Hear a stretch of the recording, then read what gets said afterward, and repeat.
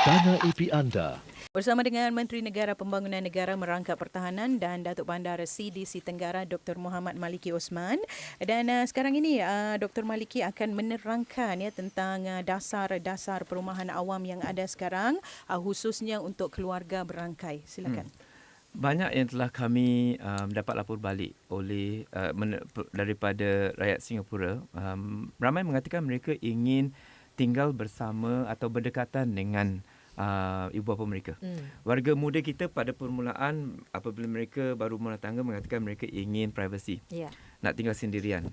Kemudian selepas mereka mempunyai anak, mereka rasa bahawa mereka ingin tinggal dekat dengan ibu bapa mereka kerana ingin bantuan ibu bapa untuk penjagaan anak dan sebagainya. Tapi dalam mereka ingin tinggal berdekatan dengan ibu bapa mereka, ramai mereka mengatakan bahawa mereka tidak perlu tinggal bersama kerana mereka ingin jarak ataupun ruang tersendiri. Warga tua juga ingin ruang mereka tersendiri. Jadi dengan ini kami ada skim-skim baru seperti studio 3 generation atau flat 3 generasi.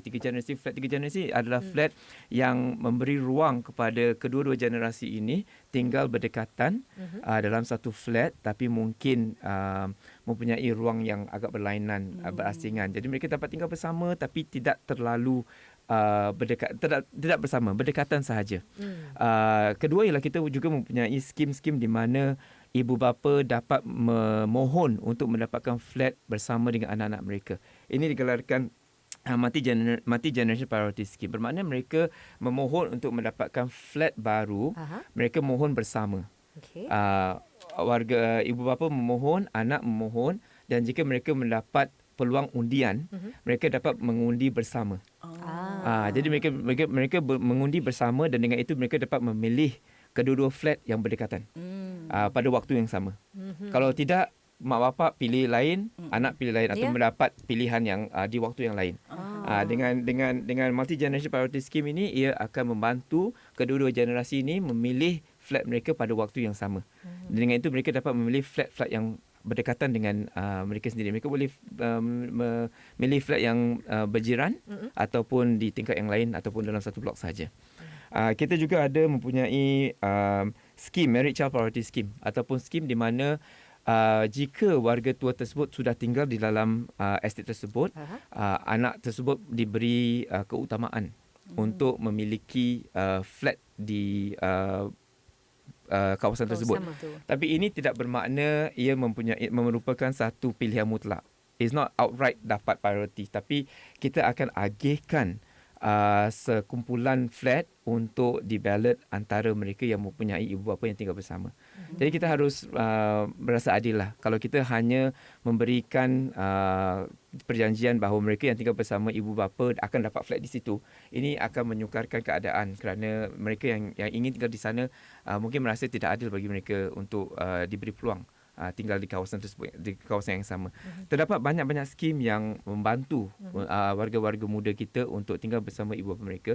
Cabarannya ialah sama ada kita dapat membantu warga muda untuk tinggal berdekatan dengan ibu bapa mereka ataupun membantu ibu bapa mereka untuk pindah dan tinggal berdekatan dengan anak-anak mereka di mungkin kawasan-kawasan atau estate-estate yang lebih baru. Ni memungkinkan mereka meninggikan peluang untuk tinggal berdekatan dengan ibu dan ayah, pelbagai skim yang ada ini. Tapi yang menarik ialah apabila kedua-dua ibu ayah dan anak-anak bersama-sama memohon, peluangnya lebih tinggi lebih untuk tinggi tinggal lagi. se-estate seblok. Seblok tapi lain-lain. Lain pintu, ya. Jadi masih ada privasi dan masih ada kemudahan untuk saling menjaga satu sama lain. Cabarannya ialah penyesuaian yang harus dilakukan. Kerana mungkin pasangan ibu bapa merasa bahawa mereka sudah lama tinggal di estate yang lama. Dan untuk pindah, untuk tinggal berdekatan dengan anak-anak di estate yang baru, mereka harus membuat penyesuaian. Tapi saya rasa penyesuaian harus dilakukan kerana ia merupakan satu keadaan yang mungkin dapat memenuhi keperluan kedua-dua keluarga. Dan dengan kemudahan yang diberikan, mereka boleh membuat pilihan tersebut. Kerana seperti saya katakan tadi, jika kita ingin semua anak-anak muda tinggal berdekatan dengan ibu bapa di estate-estate matang, ini agak satu keadaan yang agak sukar kerana kita tidak mempunyai banyak ruang di estate-estate matang untuk membina flat-flat baru. Jadi untuk warga muda yang ingin tinggal bersama ibu bapa mereka di estate-estate yang matang, mereka boleh membeli flat di pasaran jualan Terbuka, semula. ya? Menerusi geran-geran yang diberikan. Kami juga memberi geran kepada mereka yang ingin membeli flat-flat di pasaran terbuka untuk tinggal berdekatan dengan ibu bapa mereka. Itu dia ya, ada pelbagai grant dan pastinya perlu ambil tahu lah ya, menjenguk ke laman ke laman-laman yang bersesuaian Tentunya. sebagainya. Dan pemerintah juga berusaha bukan saja untuk membina rumah tetapi juga untuk membina masyarakat secara keseluruhannya. Jadi apa antara perkara-perkara yang boleh kita lakukan atau yang boleh disarankan lah ya untuk kita terus menggalak interaksi antara kita di kejiranan terutamanya. Bagaimana? Terdapat dua aspek. Satu ialah aspek prasarana atau infrastruktur. Dari segi reka bentuk, bagaimana kita membuat reka bentuk yang baru seperti ruang lift. Ruang lift yang agak lebih friendly, lebih mesra dengan kejiranan ataupun anggota jiran kita. Mungkin kita dapat mengadakan ruang yang lebih besar, mengadakan ruang lift di mana terdapat tempat duduk misalnya, kolong-kolong black yang lebih friendly kepada warga tua bersama dengan anak-anak, di mana tempat untuk mereka tunggu cucu balik daripada sekolah, mereka dapat duduk dan beriadah bersama, berkenalan antara satu sama lain.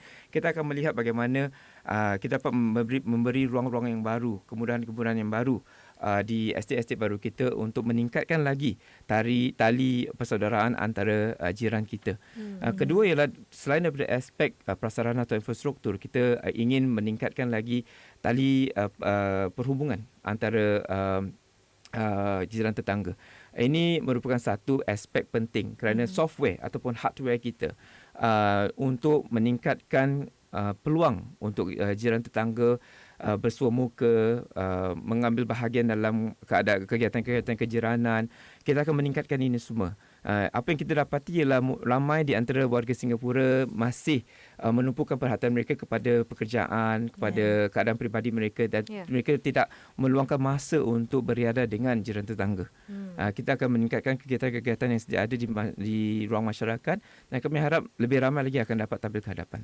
Mudah-mudahan. Dan bagaimana pula tentang maklum balas daripada pengguna ataupun penduduk Singapura ni, adakah sentiasa akan diadakan untuk mendapatkan maklum balas terkini supaya menepati apa yang diharapkan? Kami akan seringkali memberi ruang kepada rakyat Singapura memberikan maklum balas. Baru-baru ini kami baru saja menamatkan satu sesi ataupun satu series perbualan perumahan ataupun housing conversation bersama rakyat Singapura, di mana kami cuba mendapatkan maklum balas tentang aspirasi mereka tentang keadaan estate-estate perumahan baru yang mereka inginkan.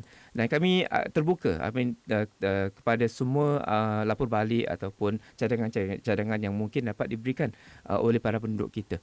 Seringkali seperti saya katakan tadi, apabila kami cuba membina flat-flat baru, kami mendapatkan lapor balik daripada mereka yang ingin memiliki flat-flat tersebut, memastikan bahawa reka bentuk adalah reka bentuk yang moden, reka bentuk yang baru, reka bentuk yang dapat memenuhi cita rasa mereka. Dan adakah acara sebegini mendapat sambutan ataupun perlu lebih ramai lagi tampil ke depan? Saya rasa ramai di antara mereka yang sudah pun memberikan maklum balas. Dan seringkali apabila kami mengadakan sesi-sesi forum sedemikian, ramai yang tampil ke hadapan yang memberi maklum balas mereka. Mungkin yang lebih menarik lagi ialah kita lihat warga-warga muda kita. Mereka yang seperti saya katakan dalam sesi perbualan kami baru-baru ini, kami melihat generasi-generasi yang lain, generasi muda yang belum berumah tangga, yang baru berumah tangga, yang dah berumah tangga punya anak, ramai yang datang dan perspektif mereka agak berlainan. Yang menunjukkan bahawa cita rasa dan aspirasi generasi ataupun cohorts agak berlainan.